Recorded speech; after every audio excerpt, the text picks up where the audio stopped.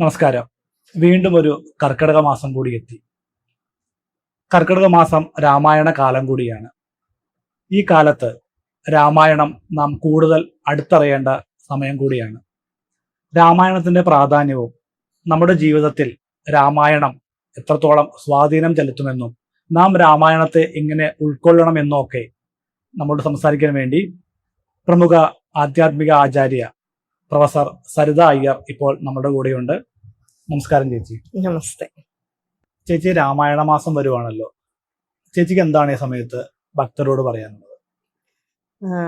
ഈ രാമായണ മാസം എന്ന് പറയുമ്പോൾ നമ്മള് പൊതുവെ മലയാളികൾ കർക്കിടക മാസത്തിലാണല്ലോ പറയുന്നത്. ഈ കർക്കിടക മാസം എന്ന് പറഞ്ഞാൽ മലയാളത്തിലുള്ള ഒരു മാസമാണ് അല്ലെ, ചിങ്ങം കന്നി തുലാം വൃശ്ചികം. അപ്പൊ അതിന്റെ അർത്ഥം തന്നെ ഇത് മലയാളികൾ മാത്രമാണ് പ്രധാനമായിട്ടും ഈ രാമായണ മാസം കർക്കിടക മാസത്തിൽ ആചരിക്കുന്നതെന്നാണ്. അതിന്റെ പല കാരണങ്ങൾ ആചാര്യന്മാർ പറഞ്ഞിട്ടുണ്ട്, അറിവുള്ളവർ പറഞ്ഞിട്ടുണ്ട്. അതിലൊരു കാര്യം നമുക്കിപ്പോൾ അറിയാം, ഈ കർക്കിടക മാസം എന്ന് പറഞ്ഞാൽ നല്ല മഴക്കാലാണ്. ഈ പണ്ട് കാലത്ത് കൃഷിയായിരുന്നു എല്ലാവരുടെയും പ്രധാനപ്പെട്ട ഉപജീവന മാർഗം. അപ്പൊ എന്താന്ന് വെച്ചാൽ കൃഷി ചെയ്യാനോ പുറത്തിറങ്ങാനോ പറ്റില്ല. അപ്പൊ എല്ലാവരും ഇങ്ങനെ വീട്ടിൽ ചടഞ്ഞുകൂടിയിരിക്കും. അപ്പൊ ആ സമയത്താണല്ലോ ഈ സുഖചികിത്സയൊക്കെ, കാരണം നമ്മൾ ഒന്ന് ഫ്രീ ആണല്ലോ. അപ്പൊ ആ സമയത്ത് വേണമല്ലോ നമ്മളുടെ ഇത്രയും കാലം അധ്വാനം കഴിഞ്ഞിട്ടൊന്ന് റെസ്റ്റ് എടുത്ത് ശരീരമൊക്കെ നന്നാക്കാൻ. ആയുർവേദ പ്രകാരം സുഖചികിത്സയൊക്കെ ഈ സമയത്താണ് നടക്കുന്നത്. അപ്പൊ കൂടുതലായിട്ട് സുഖഭോഗങ്ങളിൽ മുഴുകി കഴിയാതിരിക്കാൻ വേണ്ടിയിട്ട് ആ സമയത്ത് കുറച്ച് ഈശ്വര ചിന്തകളായിട്ടും കഴിഞ്ഞുകൂടാം എന്നുള്ളത് കൊണ്ടാണ് നമ്മളുടെ അന്നത്തെ കേരളത്തിലെ ആചാര്യന്മാര് ഈ ഒരു സമയം ഒരു രാമായണ മാസം അല്ലെങ്കിൽ രാമായണ വിചാരം നടത്തുന്ന ഒരു മാസം എന്ന് പറഞ്ഞ് വെച്ചത്. അപ്പൊ എങ്ങനെയാന്ന് വെച്ചാൽ നമ്മൾ പൊതുവെ മലയാളത്തിലുള്ള ആ ഒരു രാമായണം, അധ്യാത്മ രാമായണം കിളിപ്പാട്ടാണ് ചൊല്ലുന്നത്. അത് നമ്മുടെ ജീവിതത്തിലെ മറ്റു തിരക്കുകളെല്ലാം കഴിഞ്ഞിട്ട് ഒരു ദിവസം ഒരു ഇത്ര മണിക്കൂറോ അല്ലെങ്കിൽ 1 മണിക്കൂറോ ഒരു 2 മണിക്കൂറോ കൂടെ ഇരുന്നാല് 30-31 ദിവസം കൊണ്ട് വായിച്ചു തീർക്കാൻ പറ്റും.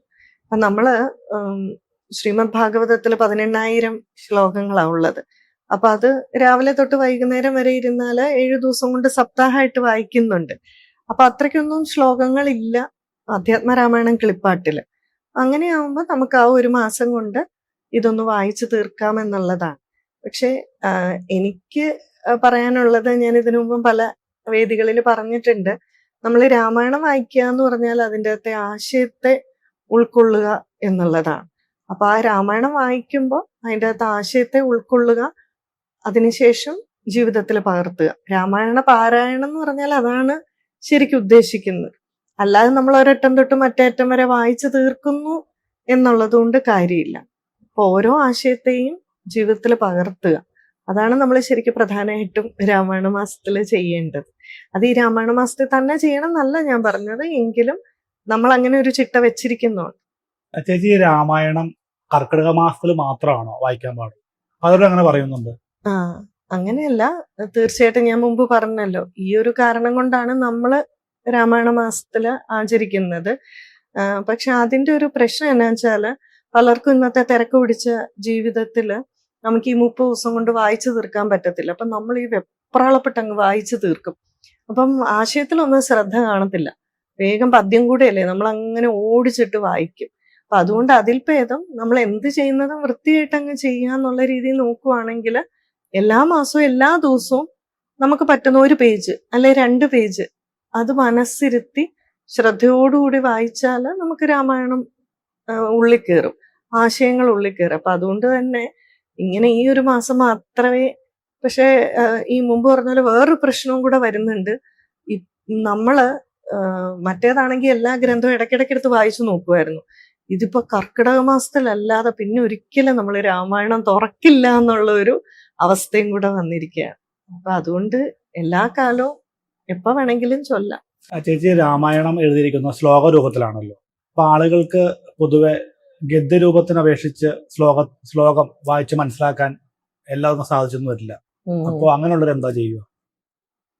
ഇത് നല്ലൊരു ചോദ്യമാണ്. കാരണം എന്താന്ന് വെച്ചാല്, ഈ പ്രത്യേകിച്ച് എഴുത്തച്ഛന്റെ കിളിപ്പാട്ട് രാമായണം, എഴുത്തച്ഛൻ നല്ല സംസ്കൃത പണ്ഡിതനായിരുന്നു. അപ്പൊ അതുകൊണ്ട് തന്നെ നമ്മളുടെ ഈ കിളിപ്പാട്ട് രാമായണം നോക്കിയാല് നല്ല സംസ്കൃത പദങ്ങളൊക്കെ ഉണ്ട്. വളരെ ഭംഗിയായിട്ടുള്ള ഒരു എഴുത്താണ്. അതുകൊണ്ട് തന്നെ പല പദങ്ങളും നമുക്ക് വായിച്ച് മനസ്സിലാക്കാൻ ബുദ്ധിമുട്ട് കാണും. പിന്നെ പദ്യം ആയതുകൊണ്ട് വായിച്ചു പോകുമ്പോൾ അർത്ഥം മനസ്സിലാക്കാനും ബുദ്ധിമുട്ടാണ്. പക്ഷെ ഒരു കാര്യം നമ്മൾ നോക്കുക, ആദ്യം തൊട്ടുള്ള നമ്മളുടെ പ്രധാനപ്പെട്ട കൃതികളെല്ലാം ഈ കാവ്യങ്ങളായിട്ടാണ്, ശ്ലോകത്തിലാണ് എഴുതിയിരിക്കുന്നത്. ഇപ്പൊ നമ്മൾ വാൽമീകി മഹർഷിയുടെ രാമായണം നോക്കിയാല്, അല്ലെങ്കിൽ മഹാഭാരതം, അല്ലെങ്കിൽ ശ്രീമദ് ഭാഗവതം, ഇതെല്ലാം ശ്ലോക രൂപത്തിലാണ്. അപ്പൊ അതിനൊരു കാരണമുണ്ട്. ഇന്നിപ്പം റിസർച്ച് വഴി ഏറ്റവും പുതിയ കണ്ടുപിടുത്തങ്ങൾ പറയുന്നത് എങ്ങനെയാന്ന് വെച്ചാല്, ഈ പോയംസ് പഠിക്കാൻ എളുപ്പമാണ്, ഓർത്തിരിക്കാൻ എളുപ്പമാണ്, മെമ്മറി പവർ നല്ലപോലെ, അല്ലെങ്കിൽ നമുക്ക് മെമ്മറി പവർ കൂട്ടും എന്നൊക്കെ പറയുന്നുണ്ട്. നമ്മുടെ ഋഷീശ്വരന്മാർക്ക് ഇത് പണ്ടേ അറിയായിരുന്നു. അപ്പൊ അതുകൊണ്ട് തന്നെ നമ്മുടെ ആദ്യ കാവ്യം പോലും ശ്ലോക രൂപത്തിലാണ്. അപ്പൊ നമുക്ക് തന്നെ അറിയത്തില്ലേ, കുറച്ചൊരു സംഗീതാത്മകമായിട്ട് ശ്ലോക രൂപത്തിലാണെങ്കിൽ കാണാതെ പഠിക്കാൻ എളുപ്പമാണ്, നമുക്ക് ഓർത്തിരിക്കാൻ എളുപ്പമാണ്. ഇപ്പൊ ലവകുശന്മാര് തന്നെ ആദ്യം ഇത് ആ സംഗീത രൂപത്തിലാണ് പാടിയത്. ഇത് തന്നെ ഇന്ന് നമുക്ക് അപ്ലൈ ചെയ്യാവുന്ന റിസർച്ച് കണ്ടുപിടിച്ചിട്ടുണ്ട്. അപ്പൊ നമ്മൾ ഫിസിക്സ് പഠിക്കുന്നു, കെമിസ്ട്രി പഠിക്കുന്നു, അപ്പൊ അതിന്റെ വല്ല ഫോർമുലാസ് അല്ലെങ്കിൽ അതിന്റെ ഒരു പ്രൊസീജിയർ അതൊരു പാട്ട് രൂപത്തിലാക്കിയാൽ നമുക്ക് ഓർത്തിരിക്കാൻ എളുപ്പമെന്നാണ് പറയുന്നത്. ഇത് നമ്മുടെ ആചാര്യന്മാർക്ക് പണ്ടേ അറിയായിരുന്നു. പിന്നീട് വന്ന ആദിശങ്കരാചാര്യരും ഒക്കെ പ്രസ്ഥാനത്രയം ഗദ്യത്തിലാണ് എഴുതിയത്.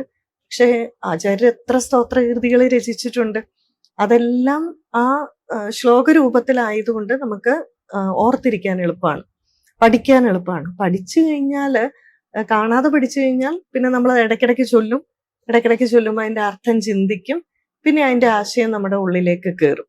അപ്പൊ അതുകൊണ്ടാണ് പ്രധാനമായിട്ടും ഈ പദ്യത്തില് രചിച്ചിരിക്കുന്നത്. ഇനി പദ്യം നിങ്ങൾക്ക് മനസ്സിലാക്കാൻ ബുദ്ധിമുട്ടാണെങ്കിൽ ഇതിന്റെ തന്നെ ഗദ്യമുണ്ട്. അപ്പൊ ഞാനെപ്പോഴും പറയാറുണ്ട്, ശ്രീമദ് ഭഗവത്ഗീത അർജുനന് ഭഗവാൻ ഉപദേശിച്ചു കൊടുത്തത് ഗദ്യരൂപത്തിലാണ് അല്ലെ. പക്ഷെ പിന്നീട് അത് മഹാഭാരതത്തിൽ ഉൾക്കൊള്ളിച്ചപ്പോൾ അത് പദ്യരൂപത്തിലാക്കിയതാണ്. പക്ഷെ നമുക്കിന്ന് ഭഗവത്ഗീത ചൊല്ലുക എന്ന് പറഞ്ഞാൽ ശ്ലോകം അല്ലാതെ ഗദ്യം സങ്കല്പിക്കാൻ പറ്റില്ല. അതുകൊണ്ട് രാമായണം ഗദ്യരൂപത്തിൽ വായിച്ചാലും രാമായണം തന്നെയാണ്, യാതൊരു വ്യത്യാസവും ഇല്ല. പക്ഷെ പദ്യത്തിൽ എഴുതാൻ കാരണം ഇതാണ്, പണ്ട് കാലത്ത് നമുക്ക് ഇത്രയും ശ്ലോകങ്ങളുണ്ട്, അപ്പൊ വളരെയധികം ഭാഗങ്ങൾ പഠിക്കാനും മനസ്സിലോട്ട് കേട്ടാനും എളുപ്പമാണ്. അപ്പൊ അതുകൊണ്ടാണ്. ചേച്ചി, രാമായണം ചൊല്ലുമ്പോൾ അതിനെന്തെങ്കിലും പ്രത്യേക ഈണത്തിൽ ചൊല്ലണം, അങ്ങനെ എന്തെങ്കിലും ഉണ്ടോ? എങ്ങനെയാണ് നമ്മൾ ഇതുപോലെയുള്ള പുണ്യഗ്രന്ഥങ്ങൾ വായിക്കേണ്ടതെന്ന് നമ്മളുടെ ആചാര്യന്മാർ പറഞ്ഞിട്ടുണ്ട്. അപ്പോൾ അതിൽ പ്രധാനമായിട്ടും പറയുന്നത് എന്താന്ന് വെച്ചാൽ, ഒരു പരിധി കൂടുതൽ സംഗീതാത്മകമായിട്ട് ഇങ്ങനത്തെ ഗ്രന്ഥങ്ങളൊന്നും പാരായണം ചെയ്യരുത്. കാരണം എന്താ വെച്ചാൽ പിന്നെ നമ്മുടെ മനസ്സ് മുഴുവൻ ഈ സംഗീതത്തിലായിരിക്കും.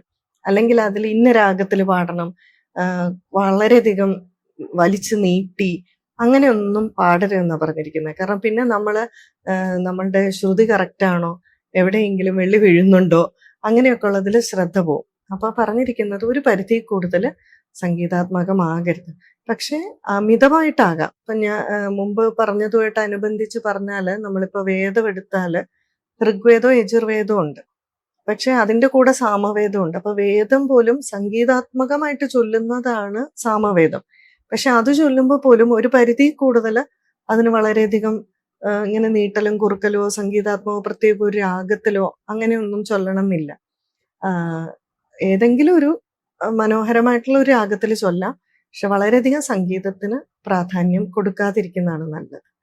പിന്നെ അതുമാത്രമല്ല, ഇതുപോലുള്ള പുരാണ ഗ്രന്ഥങ്ങൾ ചൊല്ലുമ്പോൾ നമ്മുടെ ബോഡി ലാംഗ്വേജ് എങ്ങനെയായിരിക്കണം, ഇതൊക്കെ നമ്മുടെ ആചാര്യന്മാർ പറഞ്ഞിട്ടുണ്ട്. ഇന്ന് ഇങ്ങനത്തെ കാര്യങ്ങളൊക്കെ കൂടുതൽ നമ്മൾ ഈ പേഴ്സണാലിറ്റി ഡെവലപ്മെന്റ് ക്ലാസ്സിൽ പഠിക്കുമല്ലോ. അപ്പൊ നിങ്ങളുടെ ഒരു മാനറിസം, ബോഡി ലാംഗ്വേജ് ഒക്കെ കണ്ടു കഴിഞ്ഞാൽ നിങ്ങളുടെ ക്യാരക്ടർ എന്താന്ന് പറയാൻ പറ്റും, നിങ്ങളുടെ മനസ്സിൽ എന്താണ് ഓടുന്നതെന്ന് പറയാൻ പറ്റും എന്നൊക്കെ ഉണ്ട്. ഇപ്പൊ ഈ ഉദാഹരണത്തിന് ദേവി മഹാത്മ്യം തന്നെ എടുത്താൽ അതെങ്ങനെ പാരായണം ചെയ്യണം, ആ സമയത്ത് നമ്മളുടെ ബോഡി പോസ്ചർ എങ്ങനെയായിരിക്കണം, നമ്മൾ എങ്ങനെ ഇരിക്കണം, ഇതെല്ലാം പറഞ്ഞിട്ടുണ്ട്. അതിൽ ഒന്നാമത്തെ കാര്യം, നമ്മൾ ഇതുപോലുള്ള ഗ്രന്ഥങ്ങൾ പാരായണം ചെയ്യുമ്പം ശരീരഭാഗങ്ങൾ ഒരു പരിധി കൂടുതൽ, ഒരവയവവും കൂടുതൽ ഇളക്കരുത്. അതാണ് ഏറ്റവും പ്രധാന കാര്യം. ഇപ്പം നമ്മൾ സംസാരിക്കുക, ഇപ്പം നമ്മൾ രണ്ടുപേരും സംസാരിക്കുകയെന്ന് വെച്ചു, നമ്മളൊരു ചെറിയ രീതിയിൽ തലയൊക്കെ അനക്കും അല്ലേ. പക്ഷേ ഈ പാരായണം ചെയ്യുമ്പം ഒരു പരിധി കൂടുതൽ ഇങ്ങനെ തലയിട്ട് വളരെയധികം ഒലച്ചുകൊണ്ട് ആട്ടിക്കൊണ്ട് ഇതൊന്നും പാരായണം ചെയ്യാൻ പാടില്ല എന്നാണ് പറഞ്ഞിരിക്കുന്നത്. അപ്പൊ അതുപോലെ തന്നെ നമ്മൾ ചൊല്ലുമ്പോൾ അക്ഷരസ്ഫുടതയോടുകൂടി ചൊല്ലണം. തിരക്ക് പിടിച്ച് ചൊല്ലരുത്, ധൃതി പിടിച്ച് സ്പീഡായിട്ട് ചൊല്ലരുത്. കാരണം ഈ ഓരോ അക്ഷരങ്ങളും നമ്മൾ പറയുമ്പോൾ നമ്മുടെ ഉള്ളിൽ ഒരു ചൈതന്യം ഉണ്ടാകുന്നുണ്ട്, അല്ലെ? നമ്മുടെ ശരീരം ആക്ടിവേറ്റ് ആകുന്നുണ്ട്. അപ്പൊ അത് കൃത്യമായിട്ടുള്ള രീതിയിൽ പുറത്തു വന്നാൽ അത് ശരിയായ രീതിയിൽ ആ ഊർജം, ചൈതന്യം നമ്മുടെ ശരീരത്തിൽ ഉണ്ടാവുകയുള്ളൂ. അപ്പൊ അതുകൊണ്ട് തന്നെ അക്ഷരസ്ഫുടത എന്ന് പറയുന്നത് വളരെ പ്രത്യേകതയുള്ളതാണ്. മൂന്നാമതായിട്ട് വളരെ അലറി നിലവിളിച്ചുകൊണ്ടോ വളരെ ഒച്ചത്തില് അങ്ങനത്തെ ശബ്ദത്തിലൊന്നും ഇതുപോലുള്ള ഗ്രന്ഥങ്ങൾ പാരായണം ചെയ്യാൻ പാടില്ല. പിന്നെയുള്ള എന്താന്ന് വെച്ചാൽ കൈ വളരെയധികം എടുത്ത് വളരെയധികം ആക്ഷൻ കാണിച്ചുകൊണ്ട് അങ്ങനെയൊന്നും പാരായണം ചെയ്യരുതെന്ന് പറഞ്ഞിട്ടുണ്ട്. പിന്നെ അടുത്തത്, ഈ നമ്മളിങ്ങനെ ചിലർ പാരായണം ചെയ്യുമ്പോൾ കാണത്തില്ലേ, അങ്ങോട്ടും ഇങ്ങോട്ടും ഇങ്ങനെ ആഞ്ഞ്, അല്ലെങ്കിൽ ഇടത്തോട്ടും വലത്തോട്ടും ആഞ്ഞൊക്കെ. അങ്ങനെ പാടില്ല. അതായത് കൂടുതലും സ്ഥിരതയാണ് വേണ്ടത്. ഒരു അധികം ചലനം ഇല്ലാത്ത അവസ്ഥ, ഇതാണ് വേണ്ടത്. പിന്നെ തുടകള്, കാലുകള്, പാദങ്ങള് ഇതൊന്നും ഇങ്ങനെ അധികം അനക്കിക്കൊണ്ടിരിക്കരുത്. അതിപ്പോ അതല്ലെങ്കിൽ പോലും, ഇപ്പൊ ഞാൻ ഒരാളുടെ ഒരു കാര്യം പറയുകയാണ്. ഇപ്പൊ ഞാൻ ഉദാഹരണത്തിന് ഇപ്പൊ സുജിത്തിനോട് തന്നെ ഞാൻ എന്തെങ്കിലും ഒരു ആശയത്തെ പറ്റി നമ്മൾ എവിടെയെങ്കിലും നിന്ന് സംസാരിക്കുകയാണെന്ന് വിചാരിച്ചു. അപ്പൊ സുജിത്ത് ഇങ്ങനെ കാലിട്ട് അല്ലെ തൊടയിട്ട് ഇങ്ങനെ ഇളക്കിക്കൊണ്ടിരിക്കുകയാണ്, കൈ ഒത്തിരി അങ്ങ് ഇളക്കിക്കൊണ്ടിരിക്കുകയാണ്, ഒരു കണ്ടിന്യൂസ് ആയിട്ട് ഒരു പരിധി കൂടുതൽ കാലിങ്ങനെ വിറപ്പിച്ചുകൊണ്ടിരിക്കുകയാണെങ്കിൽ അതിന്റെ അർത്ഥം രണ്ട് മൂന്ന് അർത്ഥങ്ങൾ വരാം. ഒന്ന്, ഞാൻ പറയുന്നത് സുജിത്തിന് സ്വീകാര്യമല്ല, അല്ലെങ്കിൽ സുജിത്തിന് അത് ഗ്രഹിക്കാൻ പറ്റുന്നില്ല. ഇത് മനഃപൂർവ്വം ചെയ്യുന്നതല്ല, സബ് കോൺഷ്യസ് മൈൻഡിൽ അങ്ങനെ വന്നിട്ട് അറിയാതെ ആ റിയാക്ഷൻ വരുന്നതാണ്. മനസ്സിലായില്ലേ? ഇത് മൈൻഡിൽ എന്താണ് പോകുന്നത്, സബ് കോൺഷ്യസ് മൈൻഡ് എന്ന് പറഞ്ഞത്, മൈൻഡിൽ ഇത് എന്താണ് സംഭവിക്കുന്നത്. അപ്പൊ നമ്മൾ നാടൻ ഭാഷയിൽ പറഞ്ഞല്ലോ, തലയ്ക്ക് മുകളിൽ കൂടെ പോകുന്നു, ഇത് പറയുന്നത് ഗ്രഹിക്കാൻ പറ്റുന്നില്ല. അതായത് ഇങ്ങനെയുള്ള കാര്യങ്ങളിൽ ഏറ്റവും കൂടുതൽ വേണ്ടത് ഒരാൾ സംസാരിക്കുമ്പോൾ ഏകാഗ്രതയാണ്. അപ്പൊ ആ ഏകാഗ്രത കിട്ടുന്നില്ല. അപ്പൊ അതുകൊണ്ട് ഒന്നുകിലും മനസ്സ് അദ്ദേഹം പറയുന്നതിനോട് യോജിക്കുന്നില്ല, അക്സെപ്റ്റ് ചെയ്യാൻ മനസ്സ് വിമുഖത കാണിക്കുന്നു, അല്ലെങ്കിൽ മനസ്സിലാക്കാൻ പറ്റുന്നില്ല, ഗ്രഹിക്കാൻ പറ്റുന്നില്ല. അപ്പോഴാണ് നമ്മളുടെ ഈ ചലനങ്ങൾ കൂടുതലായിട്ട് വരുന്നത്. അത് നമ്മൾ വളരെയധികം കുറയ്ക്കാൻ നോക്കണം. ഇപ്പൊ ക്ലാസ്സിലാണെങ്കിലും ഒക്കെ ഇരിക്കുമ്പം നമ്മൾ ഇങ്ങനത്തെ ബോഡി ലാംഗ്വേജുകൾ കുറച്ച് സ്റ്റേബിൾ ആയിട്ടിരിക്കാൻ നോക്കണം. ഇപ്പൊ ആചാര്യന്മാർ പറയുന്നത് എങ്ങനെയാണെന്ന് വെച്ചാൽ, സാധന ചെയ്യുന്നവർക്ക്, സാധകര് ഏറ്റവും കൂടുതൽ ചലനം കുറയ്ക്കണം എന്നാ പറയുന്നത് ശരീരത്തിന്റെ. അവരെങ്ങനെയാ പറയുക, നട്ടെല്ല് നിവർത്തി കഴിവതും ചലനമില്ലാത്ത അവസ്ഥയിലിരിക്കണം. ചലന കുറയും തോറും ഏകാഗ്രത കൂടും. അപ്പൊ ഇതുപോലെ തന്നെയാണ് ഈ പാരായണമൊക്കെ ചെയ്യുമ്പോഴും, അത് ചെയ്യുമ്പോഴും നമ്മൾ ഈ ശരീരത്തിന്റെ ചലനം ഇതെല്ലാം കുറയ്ക്കണം. ഇനി ഇങ്ങനെ ഒരാളോട് നമ്മൾ സംസാരിക്കുകയാണെന്ന് വെച്ചു, അപ്പൊ അദ്ദേഹം ഇങ്ങനെ വളരെയധികം കാല് വിറപ്പിക്കുന്നു, കൈ വിറപ്പിക്കുന്നു, അങ്ങനെയാണെങ്കിൽ മിക്കവാറും നമ്മൾ പറഞ്ഞ കാര്യം അദ്ദേഹത്തെ കൊണ്ട് നടത്തിയെടുക്കാനുള്ള സാധ്യത വളരെ കുറവായിരിക്കും. കാരണം അദ്ദേഹത്തിന് മനസ്സിലായിട്ട് അത് കയറുന്നില്ല. അപ്പൊ അതുകൊണ്ട് തന്നെ അത് കാണുമ്പോഴേ നമുക്ക് അദ്ദേഹത്തിന്റെ ആ ബോഡി ലാംഗ്വേജ് കാണുമ്പോൾ അറിയാം, ഫോക്കസ് ഇല്ല, പെടപെടപ്പാണ്, തിരക്കാണ്, അല്ലെങ്കിൽ ശ്രദ്ധിക്കുന്നില്ല, അടുത്ത ഏതോ ഒരു വിഷയത്തിലേക്ക് പോകാനുള്ളതാണ്. അതുകൊണ്ട് നമ്മളുടെ ആചാര്യന്മാർ പറഞ്ഞിരിക്കുന്നു, ഇങ്ങനത്തെ ഗ്രന്ഥങ്ങൾ വായിക്കുമ്പോൾ, പ്രത്യേകിച്ച് ഇപ്പൊ ദേവി മഹാത്മ്യാണെങ്കിലും രാമായണം ആണെങ്കിലും, ഇത് വളരെ പവിത്രമായിട്ടുള്ള ഒരു പുസ്തകമാണെന്നും ഭഗവാന്റെ പ്രതിരൂപമാണെന്നും. ഇപ്പൊ നമ്മൾ ഭാഗവത്തിനെ പറ്റി പറയത്തില്ലേ, ശ്രീമദ് ഭാഗവതാഖ്യോയം പ്രത്യക്ഷ കൃഷ്ണ ഏവഹി. അതായത് ആ ശ്രീമദ് ഭാഗവതം എന്ന് പറയുന്നത് ഭഗവാന്റെ പ്രത്യക്ഷ സ്വരൂപമാണ്. അപ്പൊ രാമായണം എന്ന് പറഞ്ഞാല് ശ്രീരാമൻ തന്നെയാണെന്നുള്ള ഭാവത്തോടു കൂടി മുന്നിൽ ആ ഗ്രന്ഥം, ഇപ്പൊ ദേവി നമ്മുടെ മുന്നിൽ വന്നിരിക്കുകയാണ്, അല്ലെങ്കിൽ ശ്രീരാമൻ മുന്നിൽ ഇരിക്കുകയാണ്. അപ്പൊ നമ്മൾ ഇങ്ങനെയൊക്കെ ചെയ്യുവോ? കാലിങ്ങനെ വിറപ്പിക്കുന്നു, തുട വിറപ്പിക്കുന്നു, തലയിട്ട് ആട്ടി രാഗത്തിൽ ചൊല്ലുന്നു, കൈ പൊക്കുന്നു, നിലവിളിക്കുന്നു, ഇത് ചെയ്യില്ലല്ലോ. അപ്പം സാക്ഷാൽ ഭഗവാൻ മുന്നിലുണ്ട് എന്നുള്ള ആ ഒരു ചിന്തയോടുകൂടി നമ്മളിത് പാരായണം ചെയ്യണം. ഇതൊന്നും എൻ്റെ അഭിപ്രായമല്ല, ആചാര്യന്മാര് പല സ്തോത്രങ്ങൾ രചിച്ചപ്പോഴും അതിന്റെ അവസാനമായിട്ട് അല്ലെങ്കിൽ അതിന്റെ ആദ്യത്തില് ഇങ്ങനെയൊക്കെ വേണം എന്നൊരു ചിട്ടവട്ടം എഴുതി വെച്ചിട്ടുണ്ട്. അപ്പൊ രാമായണം പാരായണം ചെയ്യുമ്പോഴും ഇത് തന്നെയാണ്. ഒന്ന്, വളരെ ഉച്ചാരണ ശുദ്ധി ഉണ്ടായിരിക്കണം, ഇത്തിരി നിലവിളിക്കുന്ന രീതിയിൽ ചൊല്ലാൻ പാടില്ല, സംഗീതാത്മകമായിരിക്കരുത്, വളരെയധികം അർത്ഥത്തിൽ നന്നായിട്ട് ശ്രദ്ധിക്കണം, ഭക്തിയോടുകൂടി ഭാവം ഉണ്ടായിരിക്കണം, ശരീരാംഗ്യങ്ങൾ ഇതെല്ലാം കുറവായിരിക്കണം. ഇതൊക്കെയാണ് പ്രധാനമായിട്ടുള്ളത്. ചേച്ചി ആദ്യമായിട്ട് രാമായണം വായിക്കാൻ ആഗ്രഹിക്കുന്നവരുണ്ടോ? അവർക്ക് ശ്ലോകം ചൊല്ലിയാൽ തെറ്റുവോ എന്നൊക്കെ ഒരുപാട് പേർക്ക് സംശയങ്ങളും പേടിയുള്ള ആൾക്കാരുണ്ടാവും. അവരോട് എന്താ പറയാനുള്ളത്? നമ്മുടെ ഇന്ന് എനിക്ക് ഒത്തിരി ചോദ്യങ്ങൾ വരുന്നത് ഇങ്ങനെ അത് ചെയ്താൽ പ്രശ്നമാവോ, ഇത് ചെയ്താൽ പ്രശ്നമാവോ, അത് ചെയ്താൽ പാവാകുമോ, ധാരാളം ചോദ്യങ്ങൾ ഇങ്ങനെ വരുന്നുണ്ട്. നമ്മളിപ്പോ ഒന്ന് നടക്കാൻ പഠിക്കുന്ന പോലും എത്ര പ്രാവശ്യം തെറ്റി തെറ്റി വീണിട്ടാണ് പഠിക്കുന്നത്. അതുകൊണ്ട് എൻ്റെ അഭിപ്രായത്തില് ഒരു കുഴപ്പവും ഇല്ല. ആദ്യമൊക്കെ ചൊല്ലുമ്പോൾ തെറ്റും, തിരുത്തുക. പക്ഷെ വീണ്ടും വീണ്ടും ആവർത്തിച്ചുകൊണ്ടേ ഇരിക്കരുത്. തെറ്റ് തിരുത്താനുള്ള ഒരു പരിശ്രമം നടത്തണം, നന്നായിട്ട് ചൊല്ലാന്. ഇപ്പൊ നമ്മള് രാമായണം വായിച്ചിട്ടുള്ളവർ പോലും നമ്മൾ ചൊല്ലി വരുമ്പോൾ ചിലപ്പോൾ അക്ഷരങ്ങളൊക്കെ തെറ്റില്ലേ. ഇപ്പൊ എനിക്ക് മലയാളം പറയാൻ അറിയാം, പക്ഷെ എന്നാലും ഞാനിപ്പോ ഇവിടെ നിന്ന് സംസാരിക്കുമ്പോൾ ചിലപ്പോൾ നാക്കുകളൊക്കെ സംഭവിക്കാമല്ലോ. അപ്പൊ അതുകൊണ്ട് തെറ്റിപ്പോയാലൊന്നും കുഴപ്പമില്ല. ഭഗവാൻ ഭാവമാണ് നോക്കുക. ആ കുട്ടി ശ്രമിക്കുന്നുണ്ടല്ലോ, ആ കുട്ടി പരിശ്രമിക്കുന്നുണ്ടല്ലോ എന്നാണ് ഭഗവാൻ നോക്കുക. എനിക്ക് തോന്നുന്ന മനുഷ്യരാണ് കുറച്ച് കരുണ കുറവ്. ഭഗവാൻ വളരെ കരുണാമയന. ഭഗവാൻ നമ്മളെപ്പോഴും ചേർത്ത് പിടിക്കത്തേ ഉള്ളൂ. ഭഗവാനാണല്ലോ നമ്മുടെ മനസ്സ് മനസ്സിലാക്കാൻ സാധിക്കുക. അതുകൊണ്ട് എൻ്റെ അഭിപ്രായത്തിൽ അതൊന്നും ഒരു കുഴപ്പവും ഇല്ല. പതുക്കെ പതുക്കെ പഠിച്ച് പരിശീലിച്ച് നന്നായിട്ട് വായിക്കുക. അങ്ങനെ അല്ലാതെ ഒറ്റ പ്രാവശ്യം വായിക്കുമ്പോ തന്നെ രാമായണം ഒരു തെറ്റുമില്ലാതെ വായിച്ച ആരെങ്കിലും ഉണ്ടോ? എനിക്കറിയില്ല. വാൽമീകി മഹർഷി കാണും, അദ്ദേഹം എഴുതിയത് കൊണ്ട്. അതല്ലാതെ ഈ ലോകത്തില് ഫസ്റ്റ് ടൈം വായിക്കുമ്പോ തന്നെ ഒരു തെറ്റില്ലാതെ ആരെങ്കിലും വായിച്ചിട്ടുണ്ടോ? ഇല്ലല്ലോ. അപ്പൊ പിന്നെ നമുക്ക് മാത്രം എന്താ പ്രശ്നം? അതായത് 30 ദിവസം കൊണ്ട് വായിച്ചു തീർക്കണം എന്നുള്ളൊരു ഇതില്ലാതെ വായിച്ചു കഴിഞ്ഞാല് അതൊരു പ്രഷർ അല്ലേ, ഒരു സ്ട്രെസ്സാണ്. 30 ദിവസം കൊണ്ട് നമുക്ക് ആനന്ദത്തോടു കൂടി ചെയ്യണം. അപ്പൊ ഇന്നൊരു പേജാ വായിക്കാൻ പറ്റുന്നെങ്കിൽ ഒരു പേജ് വായിക്കുക. ഞാൻ പലപ്പോഴും രാമായണം വായിക്കുന്നത് രാത്രിയിലൊക്കെയാണ്. അപ്പം എനിക്ക് എപ്പോഴാണോ വായിക്കണം തോന്നുന്നത് ഞാൻ ആ സമയത്ത് സന്തോഷത്തോടുകൂടി അത് വായിക്കണം എന്നുള്ള ആഗ്രഹത്തിലിരുന്ന് വായിക്കും. ചേച്ചി വായിക്കുന്നു എന്ന് പറഞ്ഞല്ലോ, ഗദ്യാണോ പദ്യാണോ ശ്ലോക രൂപത്തിലുള്ളതാണോ ചേച്ചി വായിക്കുന്നത്? ഞാൻ പണ്ട് കാലത്ത് പദ്യമായിരുന്നു വായിച്ചിരുന്നേ. നമ്മളിതുപോലെ ഞാനും അമ്മയും എല്ലാരും കൂടെ വായിക്കും. എല്ലാരും കൂടെ ഷെയർ ചെയ്തിട്ടാണ് പണ്ടൊക്കെ രാമായണം തീർത്തിരുന്നത്. കാരണം നമുക്ക് സ്കൂളും കോളേജും ഒക്കെ ഉള്ളതുകൊണ്ട് നമുക്ക് തന്നെ വായിച്ചു തീർക്കാൻ പറ്റില്ല. അപ്പൊ ഒരു ദിവസം അമ്മ കുറെ ഭാഗം വായിക്കും, ഞാൻ വന്നിട്ട് വായിക്കും. അങ്ങനെയായിരുന്നു വായിച്ചുകൊണ്ടിരുന്നത്.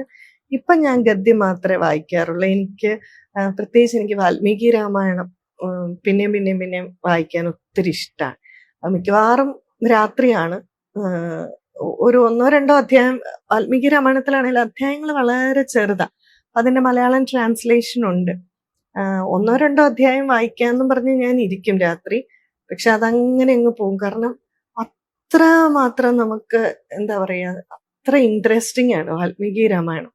പിന്നെ ഓരോരുത്തരുടെ ഒരു കാഴ്ചപ്പാടുണ്ടായിരിക്കും. എനിക്ക് അതിനകത്ത് ചിലപ്പോൾ ഒരു പ്രത്യേക മരത്തിന്റെ പേര് പറഞ്ഞാൽ പോലും ഞാനത് ശ്രദ്ധിക്കും. അപ്പൊ അതിനെന്താണ്, ആ മരത്തിന് എന്താ പ്രത്യേകത? കാരണം രാമായണത്തിൽ ഒന്നും ആചാര്യം പറഞ്ഞിരിക്കുന്നല്ലേ, ഋഷി പറഞ്ഞിരിക്കുന്നതല്ലേ, അപ്പൊ ഒന്നും അപ്രസക്തമായിട്ടില്ല. അപ്പൊ ഒരു രാജ്യതന്ത്രത്തെ പറ്റി പറഞ്ഞാലോ, ഒരു വൃക്ഷത്തെ പറ്റി വൃക്ഷത്തെ തന്നെ സീതയോട് നമസ്കരിക്കണം എന്നൊക്കെ പറയുന്നുണ്ട്. ഓരോ നദി കടക്കുമ്പോഴും ആ നദിയെ പ്രാർത്ഥിക്കണം എന്ന് പറയുന്നുണ്ട്. അപ്പൊ അതെല്ലാം നമ്മുടെ ഒരു സംസ്കാരത്തിന്റെ ഭാഗമാണ്. അതിലൊക്കെ എന്തെങ്കിലും ഒരു കാര്യം ഉണ്ടെന്ന് അറിയാവുന്നതുകൊണ്ട് ഈ എല്ലാം എനിക്ക് പുതിയ ആശയങ്ങളായിട്ട് തോന്നും. പിന്നെ ഇടയ്ക്ക് നമ്മൾ മറന്നു പോകില്ല. അതുകൊണ്ട് എനിക്ക് എപ്പോഴും വാൽമീകി രാമായണം വായിക്കാൻ വളരെ ആവേശമാണ്. ഗദ്യം വായിക്കുമ്പോൾ ഉറക്കെയാണോ വായിക്കുന്നത്, അതോ നമുക്ക് മനസ്സിലാകാൻ വേണ്ടി നമ്മൾ സാധാരണ വായിക്കുന്ന പോലെ പതുക്കെയാണോ വായിക്കുന്നത്? ഞാൻ മനസ്സിലാ വായിക്കുന്നത്. ഞാൻ പക്ഷെ ഇപ്പൊ വായിക്കുന്ന പെൻസിലൊക്കെ വെച്ച് അത് രാമായണം തന്നെയാണല്ലോ. എനിക്ക് ഇൻട്രസ്റ്റിംഗ് ആയിട്ടുള്ള പോയിന്റ്സ് ഒക്കെ ഞാൻ അടിയിൽ വരച്ച് പിന്നെ എപ്പോഴെങ്കിലും ഒന്നെടുത്ത് റെഫർ ചെയ്ത് നോക്കണമെങ്കിൽ ആ ഒരു ഭാഗം, ഇപ്പൊ നമുക്ക് പ്രഭാഷണം കൂടി ആയതുകൊണ്ട് ഓരോ വിഷയങ്ങൾ തരും ചിലപ്പോൾ. അപ്പൊ ആ ഒരു ഭാഗം എടുത്തു നോക്കുമ്പോൾ ഓൾറെഡി വായിച്ചു വെച്ചിരിക്കുന്നതാണെങ്കിൽ അതിൽ ഒരു റീവൈൻഡ് ചെയ്യത്തില്ലേ, നമ്മൾ പരീക്ഷയ്ക്കൊക്കെ പോകുമ്പോൾ റിവിഷൻ ചെയ്യുന്ന പോലെ ഇതിലെന്തെങ്കിലും പ്രത്യേകമായിട്ട് പറഞ്ഞിട്ടുണ്ടോ എന്ന് എടുത്തു നോക്കാൻ ഞാനൊന്ന് വരയൊക്കെ ഇട്ട് ഇപ്പോഴൊരു പഠിക്കുന്ന കുട്ടിയുടെ രീതിയിലാണ് ഞാൻ വായിക്കാറുള്ളത്. ഞാൻ നോക്കിക്കഴിഞ്ഞപ്പോൾ ചേച്ചിയുടെ ഏറ്റവും കൂടുതൽ വന്നിരിക്കുന്നത് പ്രഭാഷണങ്ങൾ കൂടുതൽ രാമായണത്തെ കുറിച്ചാണ്. എന്തുകൊണ്ടാണ്? അത് ഇതുകൊണ്ട് തന്നെയാണ്. എനിക്ക് തീർച്ചയായിട്ടും എനിക്ക് ശ്രീമദ് ഭാഗവതവും എനിക്ക് വേദങ്ങളും എല്ലാം ഇഷ്ടമാണ്. എന്തുകൊണ്ടാണെന്ന് അറിയില്ല, ഈ രാമായണം ശ്രീരാമന്റെ ഒരു ധർമ്മമൂർത്തിയാണല്ലോ ശ്രീരാമൻ എന്ന് പറയുന്നത്. അപ്പൊ ശ്രീരാമൻ ചെയ്ത കാര്യങ്ങള് ഒരു മനുഷ്യൻ എന്നുള്ള രീതിയിൽ നമുക്ക് ജീവിതത്തിൽ ഏറ്റവും കൂടെ പ്രാവർത്തിയാക്കാൻ പറ്റുന്നതാണ്. ശ്രീകൃഷ്ണ ഭഗവാൻ ചെയ്ത എല്ലാം ഒന്നും നമുക്ക് ചെയ്യാൻ സാധിക്കില്ല. നേരെ മറിച്ച്, കാരണം അത് ചതുർവിധ പുരുഷാർത്ഥങ്ങളും പൂർണ്ണമായിട്ടുള്ള ഒരാളാണ്. ശ്രീകൃഷ്ണൻ ചെയ്തതെല്ലാം നമുക്ക് ചെയ്യാൻ സാധിക്കില്ല. അതുപോലെയൊക്കെ ചെയ്തു കഴിഞ്ഞാൽ ശരിയാവത്തുമില്ല. നേരെ മറിച്ച് വാൽമീകി രാമായണം നോക്കിയാൽ ശ്രീരാമനെ ഒരു മനുഷ്യനായിട്ടാണ് പറഞ്ഞിരിക്കുന്നത്. അപ്പൊ ഒരു മനുഷ്യൻ എന്തെല്ലാം ചെയ്യണം, എങ്ങനെ ധർമ്മിഷ്ഠനായിട്ട് ജീവിക്കണം, അവന്റെ കാഴ്ചപ്പാട് എങ്ങനെയായിരിക്കണം എന്നുള്ളതാണ്. എനിക്കതുകൊണ്ട് തോന്നുന്നത് ജീവിതത്തിൽ നമുക്ക് പ്രാവർത്തികമാക്കാനും പഠിക്കാനും. എനിക്ക് പൊതുവെ ഇങ്ങനെ ഈ ഇംഗ്ലീഷ് നോവൽസ് ഇതൊന്നും വായിക്കാൻ താല്പര്യമില്ല. കാരണം അതൊന്നും വായിച്ചാൽ അവരുടെ ജീവിതത്തിൽ ഇത് ഇങ്ങനെയൊക്കെ ആകരുതെന്ന് വേണമെങ്കിൽ കണ്ടുപിടിക്കാം. പക്ഷെ അതിലും കൂടുതൽ നമുക്ക് വേണ്ടത് എങ്ങനെ ആവണം എന്നാണല്ലോ. അതുകൊണ്ട് ഇങ്ങനത്തെ ഗ്രന്ഥങ്ങൾ വായിച്ചാൽ നമുക്ക് കൂടുതൽ അതിൽ നിന്ന് ഒത്തിരി ആശയങ്ങൾ കിട്ടും, നമ്മുടെ ജീവിതത്തിൽ അപ്ലൈ ചെയ്യാൻ, നമ്മുടെ കുട്ടികൾക്ക് പറഞ്ഞു കൊടുക്കാൻ. അതിന് ഏറ്റവും നല്ലത് രാമായണമായിട്ട് എനിക്ക് തോന്നിയിട്ടുണ്ട്. അതുകൊണ്ട് തന്നെ എനിക്ക് രാമായണത്തിനോട് ഒരു പ്രത്യേക സ്നേഹമുണ്ട്. രാജ്യതന്ത്രങ്ങളൊക്കെ നല്ല രീതിയിൽ പറഞ്ഞിട്ടുണ്ട്, കുടുംബ ബന്ധങ്ങള് ഒക്കെ. ഈ രാമായണ കഥ രാമായണം സ്റ്റാർട്ട് ചെയ്യുന്നത് ഫ്ലാഷ് ബാക്കിൽ നിന്നാണല്ലോ. ഉം. അതിനെ കുറിച്ച് എന്താണ് ആ ഒരു രാമായണം എഴുതിയപ്പോ ഫ്ലാഷ് ബാക്കിൽ നിന്ന് എഴുതുന്ന ഒരു ശൈലിയെ കുറിച്ച് എന്താണ്? ഇന്ന് സിനിമയിൽ അങ്ങനെയുണ്ടല്ലേ, അതൊക്കെ അവിടെ നിന്ന് കിട്ടിയതാ. ഇന്ന് സിനിമയിൽ അങ്ങനെയല്ലേ, ചില സിനിമകൾ അങ്ങനെയല്ലേ വരിക. ആദ്യം ഇങ്ങനെ വന്നിട്ട് പിന്നെ ഫ്ലാഷ് ബാക്കിലേക്ക് പോകുന്ന രീതി. അത് ഓരോ എഴുത്തുകാരുടെ ഓരോ ശൈലി എന്ന് മാത്രം. കാരണം എഴുത്തുകാർക്കൊരു സ്വാതന്ത്ര്യം ഉണ്ടല്ലോ, അവർക്ക് അതിനെ ഏത് രീതിയിൽ അവതരിപ്പിക്കണം, ഏത് വൃത്തത്തിൽ അവതരിപ്പിക്കണം എന്നൊക്കെയുണ്ട്. ഒരു ഉദാഹരണം പറഞ്ഞാല് നമ്മള് വാൽമീകി രാമായണം എന്ന് പറയും. വാൽമീകി രാമായണം എന്ന് പറയാൻ കാരണം എന്താന്ന് വെച്ചാല് വാൽമീകി മഹർഷി രചിച്ചതായതുകൊണ്ടാണ്. രാമായണം എന്നാണ് പേര്. ഈ അധ്യാത്മ രാമായണം കിളിപ്പാട്ടില് ഈ പറഞ്ഞ പോലെ വേറെ രീതിയിൽ അവതരിപ്പിച്ചിരിക്കുന്നത്. എന്ന് വെച്ചാൽ ഫ്ലാഷ് ബാക്ക് ഇല്ല എന്നുള്ളതല്ല, അവിടെ ഒരു കിളിയെ കൊണ്ട് ഈ ആശയങ്ങളൊക്കെ പറയിപ്പിക്കുന്നതായിട്ടാണ് എഴുത്തച്ഛൻ എഴുതിയിരിക്കുന്നത്. അങ്ങനെയല്ലേ? അതായത് മഹാദേവൻ പാർവതി ദേവിക്ക് ഈ ആത്മതത്വമൊക്കെ ഉപദേശിച്ചു കൊടുക്കുകയാണ്. അപ്പൊ നമ്മളതിൽ ആദ്യം മനസ്സിലാക്കേണ്ടത് വാൽമീകി രാമായണത്തിന്റെ വിവർത്തന അല്ല അധ്യാത്മ രാമായണം കിളിപ്പാട്ട്. അധ്യാത്മ രാമായണം എന്ന് പറഞ്ഞ് വ്യാസഭഗവാനാണെന്ന് പറയപ്പെടുന്നു എഴുതിയ ഒരു ഗ്രന്ഥമുണ്ട്. അതിന്റെ ട്രാൻസ്ലേഷൻ മലയാളത്തിലേക്കുള്ള വിവർത്തനമാണ് അധ്യാത്മ രാമായണം കിളിപ്പാട്ട്. മനസ്സിലായല്ലോ? അപ്പൊ ഈ അധ്യാത്മ രാമായണം കിളിപ്പാട്ടെന്ന് വരാൻ കാരണം ഇതാണ്. ഒന്ന്, അധ്യാത്മ രാമായണം എന്ന് പറയാൻ മഹാദേവൻ പാർവതി ദേവിക്ക് ആത്മതത്വം, ശ്രീരാമൻ എന്ന് പറയുന്ന ആ ഒരു എന്താ പറയുക ഉത്തമ പുരുഷന്റെ ജീവചരിത്രം വിശദീകരിച്ച് അതിലൂടെ ആത്മതത്വം പറഞ്ഞു കൊടുക്കുകയാണ്. അതുകൊണ്ടാണ് ഈ ഒരു എന്താ പറയാ ആധ്യാത്മിക തത്വങ്ങൾ അടങ്ങിയത് കൊണ്ടാണ് അധ്യാത്മ രാമായണം എന്ന് പറയുന്നത്. ആ ജീവാത്മാ പരമാത്മാ ഐക്യത്തിനെ പറ്റിയൊക്കെ പരാമർശിക്കുന്നുണ്ട്. അപ്പൊ ആദ്യത്തെ പേര് അതുകൊണ്ടാണ് അധ്യാത്മ രാമായണം എന്നുള്ളത്. കിളിപ്പാട്ടെന്ന് വരാൻ കാരണം ഈ എഴുത്തച്ഛൻ മഹാദേവൻ പാർവതി ദേവിക്ക് ഉപദേശിച്ചു കൊടുത്ത ആ രാമായണം ഒരു കിളിയോട് ചൊല്ലാൻ പറയാണ്, കിളിയോട് പറഞ്ഞു തരാൻ പറയുകയാണ്. അപ്പൊ ഒരു കിളി പറയുന്നതായിട്ടാണ് അവതരിപ്പിച്ചിരിക്കുന്നത്. അപ്പൊ അതുകൊണ്ടാണ് കിളിപ്പാട്ട് എന്നുള്ള വന്നിരിക്കുന്നത്. അപ്പൊ ഏത് രീതിയിൽ വേണമെങ്കിലും അവതരിപ്പിക്കാൻ ഗ്രന്ഥകർത്താവിന് സ്വാതന്ത്ര്യമുണ്ട്. അത് ഫ്ലാഷ് ബാക്ക് ആയിട്ടോ കിളി പറയുന്നതായിട്ടോ. അപ്പോഴല്ലേ എൻ്റെ ഒരു മനോഹാരിത വരുന്നത്. എല്ലാവരും ഒരുപോലെ എഴുതിയ രസമില്ലല്ലോ. പക്ഷെ തത്വത്തിൽ നിന്ന് മാറരുത്, അത്രേ ഉള്ളൂ. ചേച്ചി, നമ്മൾ സാധാരണ വീടുകളിൽ വായിക്കുമ്പോൾ കിളിപ്പാട്ടാണോ വായിക്കേണ്ടത് അതോ വാൽമീകി രാമായണമാണോ? രണ്ടും വായിക്കാം, തീർച്ചയായിട്ടും. കിളിപ്പാട്ട് രാമായണം വായിക്കുകയാണെങ്കിൽ അവിടെ എങ്ങനെയാന്ന് വെച്ചാൽ ശ്രീരാമനെ ഒരു ദേവനായിട്ട് അവതാരമായിട്ട് ചിത്രീകരിച്ചിട്ടാണ് ഉള്ളത്. അപ്പൊ അതുകൊണ്ട് തന്നെ എഴുത്തച്ഛൻ അത് തുടങ്ങുന്ന ഭാഗം നമുക്കറിയാം. തൻ്റെ ആ ഒരു ഇഷ്ടദേവനെ സ്തുതിച്ചോണ്ടല്ലേ തുടങ്ങുന്നത്. ശ്രീരാമ രാമ രാമ, അങ്ങനെയാ. ശ്രീ എന്ന് പറഞ്ഞാൽ തന്നെ മംഗളം. അപ്പൊ ആ ഒരു ഇഷ്ടദേവനെ സ്തുതിച്ചോണ്ടാണ് ആ ഒരു രാമായണം തുടങ്ങുന്നത് തന്നെ. പക്ഷേ വാൽമീകി രാമായണത്തില് വാൽമീകി മഹർഷി രാമനെ ഒരു മനുഷ്യനായിട്ട് അവതാരമായിട്ടല്ല കണ്ടിരിക്കുന്നത്. വളരെ 2-3 ഭാഗങ്ങളിൽ മാത്രമേ അങ്ങനെ പറഞ്ഞിട്ടുള്ളൂ. അതുകൊണ്ട് തന്നെ എൻ്റെ ഒരു അഭിപ്രായത്തില് നമ്മുടെ മനസ്സിൽ ധാരാളം സംശയങ്ങൾ കിളിപ്പാട്ട് രാമായണം വായിക്കുമ്പോൾ ഉണ്ടാവും. കാരണം അതിലെ ശ്ലോകസംഖ്യ വളരെ കുറവാണ്. അപ്പം നമ്മുടെ ഈ സംശയങ്ങളൊക്കെ തീരണമെങ്കിൽ നമ്മൾ ആദ്യം തൊട്ട് ഒരു തവണയെങ്കിലും വാൽമീകി രാമായണം വായിക്കണം. അപ്പം നമ്മുടെ വിട്ടുപോയ ധാരാളം രംഗങ്ങളും ധാരാളം ഇതുപോലെയുള്ള എന്താ പറയാ ആശയങ്ങളും ഒക്കെ നമുക്ക് വാൽമീകി രാമായണത്തിൽ നിന്ന് കിട്ടും. അപ്പൊ ഒരു പഠിക്കുക എന്നുള്ള ഉദ്ദേശത്തോടു കൂടിയാണെങ്കിൽ വാൽമീകി രാമായണം ഒന്ന് മുഴുവനായിട്ട് വായിച്ചിരിക്കുന്നത് നല്ലതാണ്. പിന്നെ മനസ്സിന്റെ ഒരു സന്തോഷത്തിനും ആനന്ദത്തിനും ശ്രീരാമസ്വാമിയെ സ്മരിക്കുന്നതിനും ഒക്കെ വേണ്ടിയിട്ട് നമുക്ക് കിളിപ്പാട്ട് ചൊല്ലുമ്പോൾ അപ്പോഴും നമുക്കൊരു സന്തോഷം ഉണ്ടല്ലോ രാമായണം ചൊല്ലുന്നതിന്റെ.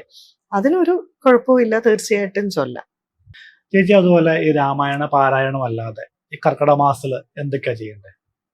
നമുക്ക് കർക്കിടക മാസത്തിലെന്നല്ല, ഏത് കാലഘട്ടത്തിലും നമുക്ക് ചെയ്യാൻ പറ്റും. ഇപ്പൊ ഇവിടെ കേരളത്തിലൊക്കെ ഏറ്റവും കൂടുതലായിട്ടുള്ളത് ഈ നാലമ്പല ദർശനം എന്നൊക്കെ പറഞ്ഞിട്ട്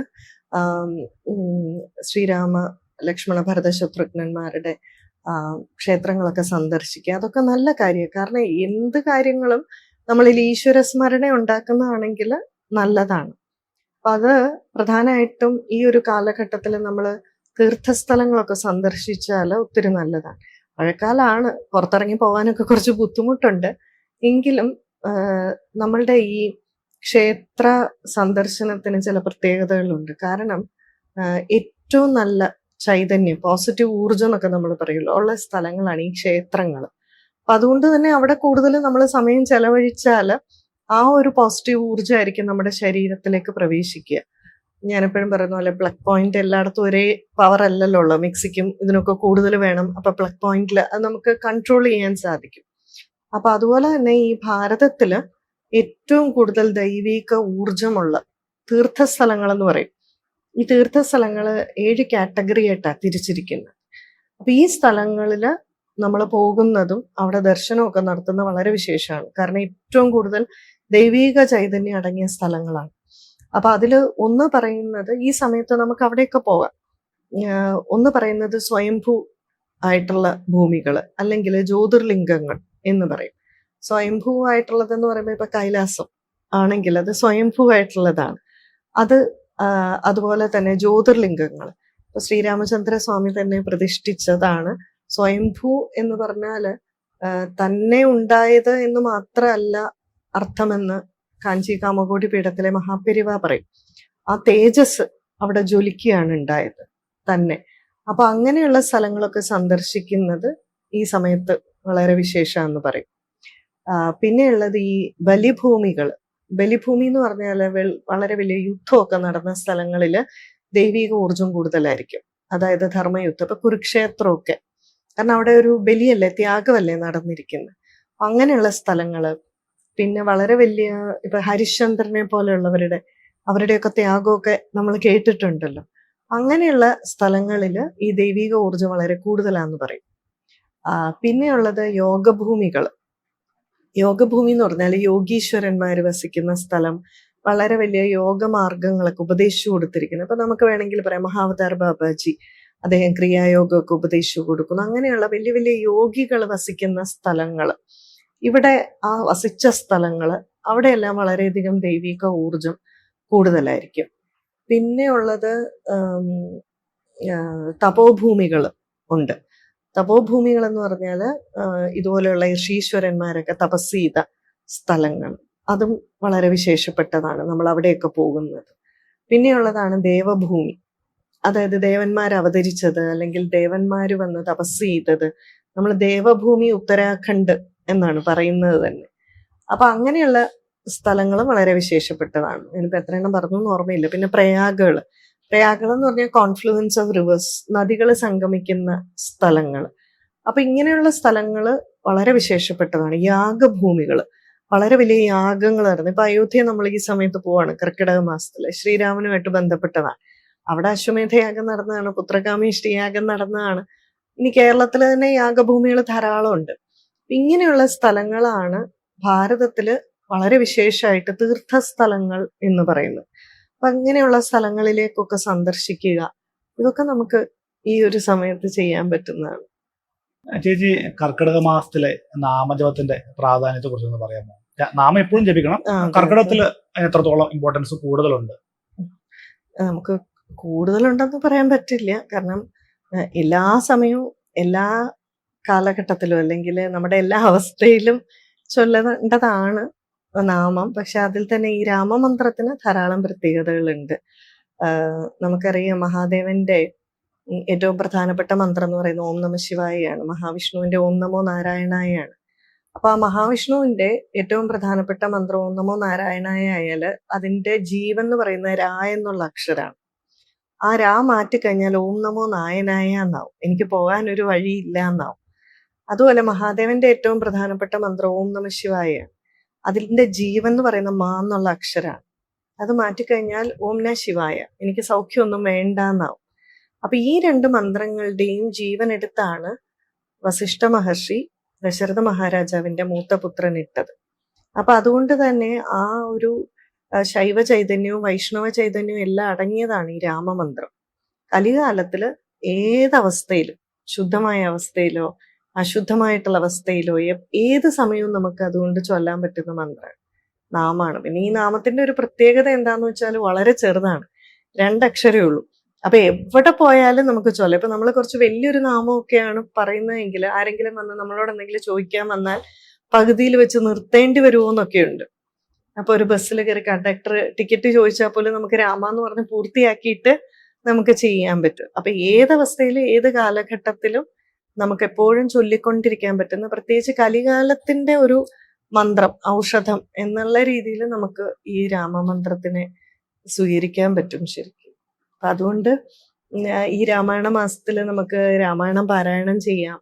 അതുപോലെ നല്ല തീർത്ഥസ്ഥലങ്ങള്, ക്ഷേത്രങ്ങളൊക്കെ ദർശിക്കാം. അതുപോലെ തന്നെ ഈ നാമവും നിരന്തരമായിട്ട് ചൊല്ലിക്കൊണ്ടിരിക്കാം. ഇതെല്ലാം രാമായണ മാസത്തിലും ചെയ്യാം, എല്ലാ കാലവും ചെയ്യാം.